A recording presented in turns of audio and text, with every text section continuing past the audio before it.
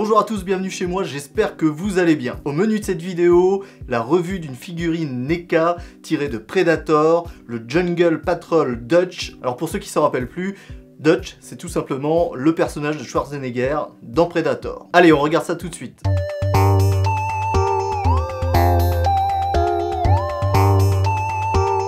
Allez, on attaque tout de suite par regarder la boîte, mais avant, une petite mise en garde. Attention, il y a différents personnages NECA Dutch, il y en a 4 en tout, on peut le voir sur l'arrière de la boîte. Vous avez un Dutch torse nu, un Dutch plein de boue et un Dutch avec un cigare. Moi, c'est le Jungle Patrol. Ils ont tous des noms très proches, donc faites attention quand vous achetez de choisir vraiment celui que vous voulez parmi tous les modèles proposés. NECA nous offre une boîte assez classique, assez jolie, assez sympa à regarder, là, rien d'exceptionnel non plus. Comme la plupart des boîtes de figurines, il y a une face avant en plastique qui permet de regarder la figurine et puis un peu ses accessoires. Et puis sur la face arrière, vous allez trouver quelques informations de présentation de la figurine et en particulier l'ensemble des Dutch dont je vous parlais. Il faut savoir que la figurine que je vous présente, elle fait partie d'une collection 30e anniversaire qui contient plusieurs figurines. Maintenant, c'est parti pour l'unboxing. Dans la boîte, on va trouver un petit contenant en plastique qui tient la figurine et puis aussi les accessoires avec des petits fils de fer et quelques scotch. On a le droit à une scène de jungle dans le style vision thermique du Predator comme scène pour votre figurine. C'est pas mal, mais bon, moi je suis pas très fan de ces bouts de carton, même si c'est joli comme ça à regarder, c'est pas terrible de mettre en scène sa figurine là-dedans, il y aurait moyen d'avoir quelque chose d'un petit peu mieux. Premier accessoire, on a le droit à un pistolet automatique, il est plutôt pas mal fait quand on regarde de loin. Évidemment, de plus près, c'est un peu moins bien, on voit quelques petits défauts.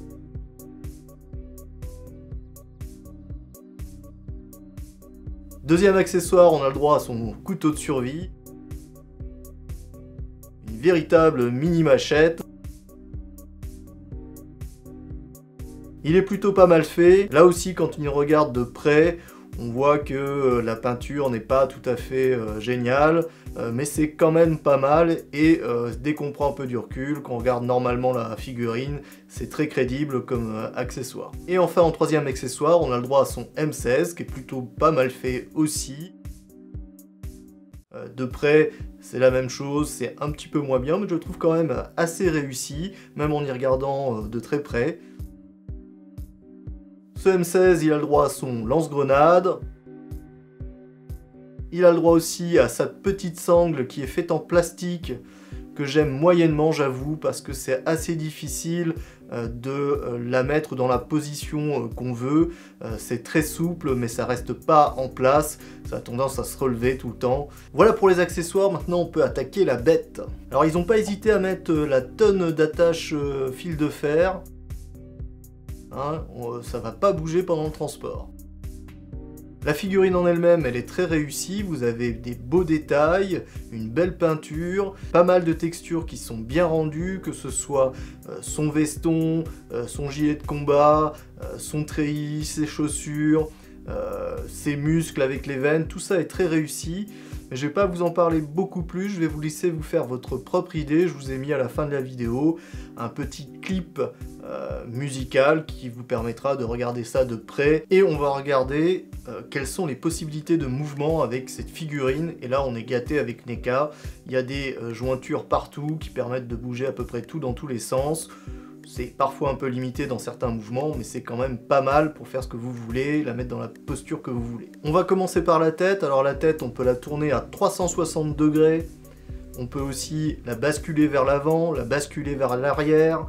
Et on peut aussi la basculer un petit peu à droite, un petit peu à gauche. Pour ce qui est des bras, vous avez une première articulation au niveau de l'épaule qui permet de tourner à 360 degrés et qui lui permet aussi de lever le bras du haut vers le bas ou du bas vers le haut. On a une articulation au niveau du coude qui permet de plier ou de déplier l'avant-bras et de faire une rotation de 360 degrés. Les mains, elles pivotent aussi sur 360 degrés et elles ont un léger mouvement de pliage aussi vers l'avant ou vers l'arrière. Le torse, il a un degré de rotation de 360 degrés au niveau du bassin et on peut aussi le plier en avant ou en arrière et aussi sur le côté. Pour les jambes, c'est la même chose, rotation de 360 degrés. capacité de pliure vers l'avant, vers l'arrière et vers les côtés. Les genoux, c'est idem.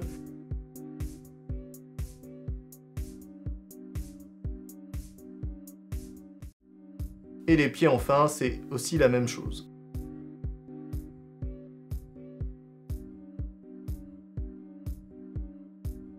Dans les détails que j'ai oublié de vous dire, vous avez le gilet qui est mobile même si on ne peut pas l'enlever, et vous avez aussi la ceinture avec le holster pour le pistolet et puis l'étui pour le couteau. Je vais vous montrer ça tout de suite. Vous voyez, on a le gilet qui bouge un peu mais qui ne s'enlève pas. Voilà, ça tourne un peu.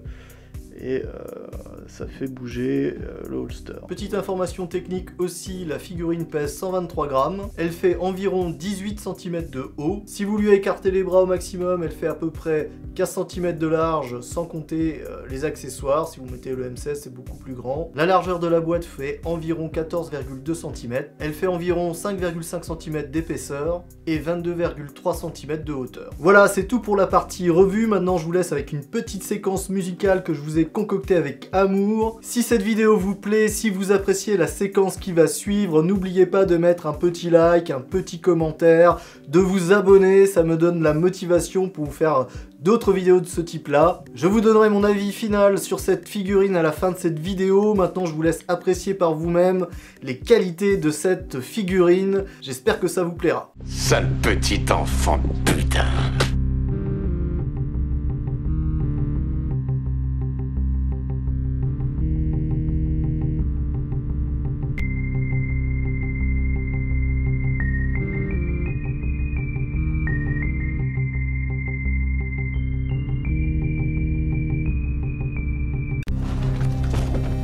Toc toc.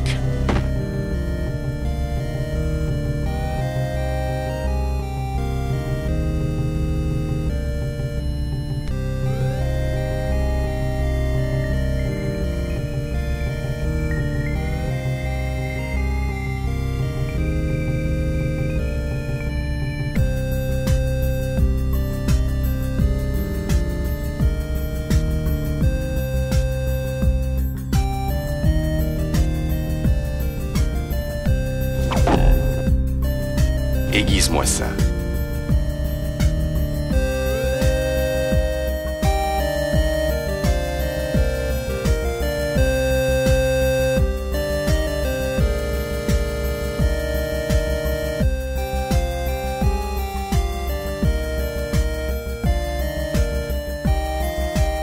Casa Trofeos de los Hombres, ça veut dire le diable qui se fait des trophées avec les hommes.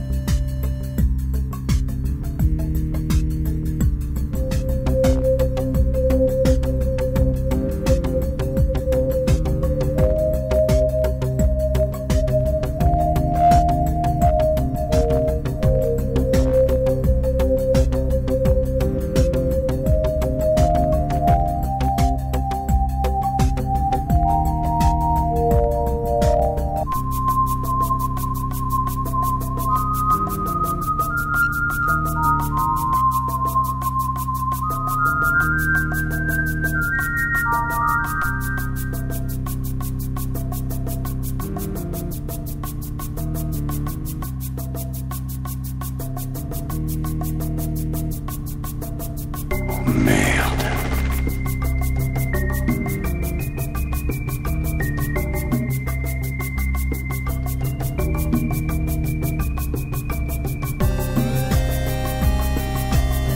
Tu nous as manœuvrés.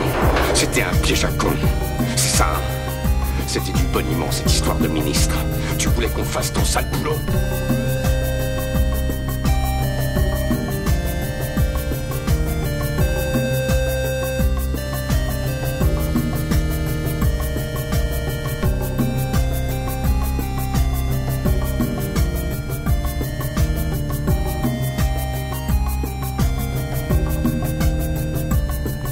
T'as pas une gueule de porte-bonheur.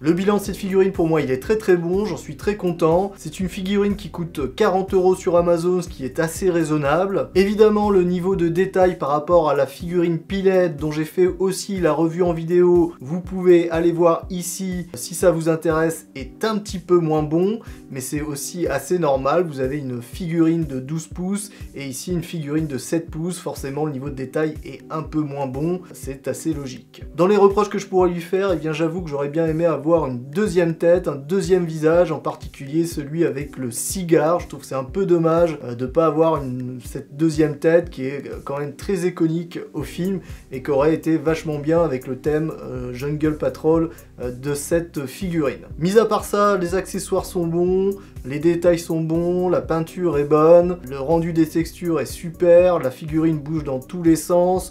On arrive assez facilement à lui donner la pose qu'on veut, évidemment d'un point de vue équilibre, faut jouer un petit peu, mais franchement il n'y a pas de déception dans cette figurine pour moi. Voilà, c'était la fin, je vous dis à bientôt pour une nouvelle vidéo, ciao. Toi aussi, si tu veux botter le cul des aliens, commence par te muscler le doigt, clique sur je m'abonne, lâche un like, écris un commentaire, et tu deviendras peut-être gouverneur de Californie.